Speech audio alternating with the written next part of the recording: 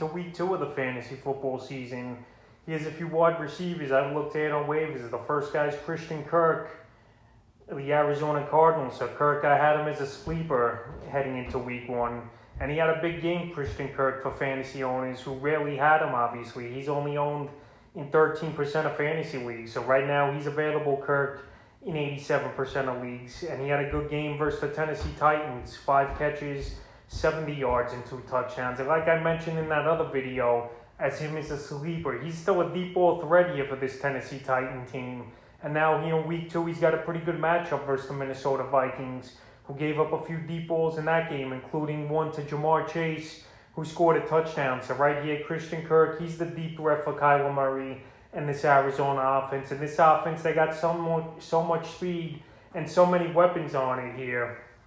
But Christian Kirk, still in my opinion, is the number 2 man over there, over an A.J. Green and over a Ronald Moore on that wide receiver corps over there in Arizona. And him and DeAndre Hopkins on this ball game, they had a good 1-2 punch.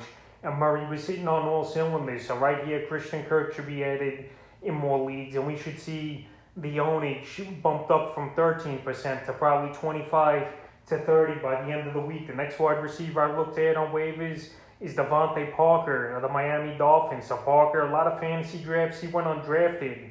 And I don't know why. This guy could still go out there and make plays. And he's still available in a whopping 61% of fantasy leagues is Parker. So in the game versus the New England Patriots, 4 catches, 81 yards. He had 7 targets, caught 4 of them, obviously. Still made a few dynamic plays in this ball game. And obviously the Patriot defense is pretty solid. And next week they're going to have to throw the ball a lot, in my opinion, is the Miami Dolphins in a pretty tough divisional matchup versus the Buffalo Bills, even though the Bills lost versus the Pittsburgh Steelers. But I think DeVante Parker's a solid wide receiver. I know Will Fuller's over there. I know the rookie Jalen Waddle looked good in that ball game with a touchdown.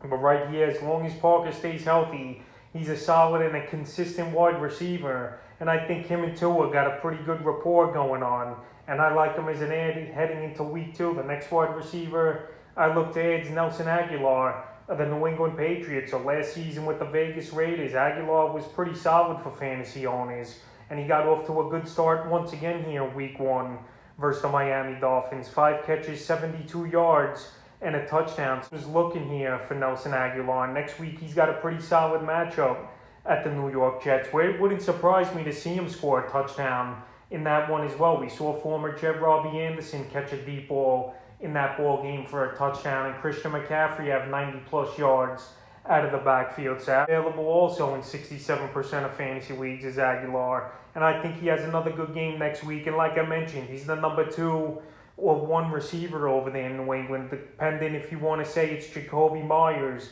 and him. But Agholor made plays last season with the Raiders with 8 touchdowns. And so far, he's making some plays here with the Patriots. And I think he's worth an ad this week. The next wide receiver is Tim Patrick of the Denver Broncos. So the Broncos, Jerry Jeudy went down in this ball game versus the New York Giants with a high ankle sprain. And when I first saw the injury, I thought he tore the ACL because he got folded underneath on a Giant defender rolling on him with his full body weight. But Jeudy, luckily, the high ankle sprain. But that's still going to cost him a few weeks, in my opinion. Here's Jeudy. That high ankle sprain is no joke. And right now, next man up over there in Denver, it's either going to be Hamler or Patrick, but I like Patrick a little better. And last season, Patrick, he showed flashes for this Denver Bronco team. And in this game versus the Giants, 4 targets, 4 catches, 39 yards, and a touchdown. So we had 13.90 fantasy points in PPR leagues. And right here, Tim Patrick, he's available in 99% of fantasy leagues. So Jeudy, like I mentioned, he'll probably be out 3 to 6 week range with that ankle sprain, in my opinion. And right now, Tim Patrick looks like the number 2 guy, and he's got another good matchup next week at the Jacksonville Jaguars. So right here, his ownage should definitely bump up a decent amount, especially with the injury, and especially with him contributing here in week 1. And I would give Patrick an ad in the 5th and final wide receiver I've looked at on waivers this week, Zach Pascal of the Indianapolis Colts. So Pascal, he's a hit-or-miss type of fantasy player over the last few seasons, but obviously T.Y. Hilton is banged up, and right now Pascal's definitely in the starting lineup here for this team in Indianapolis. So in the game, 4 catches, 43 yards, and 2 receiving touchdowns on 5 targets for the Seahawks. And next week, another tough matchup versus the Los Angeles Rams for Carson Wentz and the Colts. And I think throughout the season, there's going to be a decent amount of tough matchups for this Colt team where Carson Wentz is going to have to throw the ball a lot. And obviously that spells some good things, in my opinion, for Zach Pascal. With Hilton out,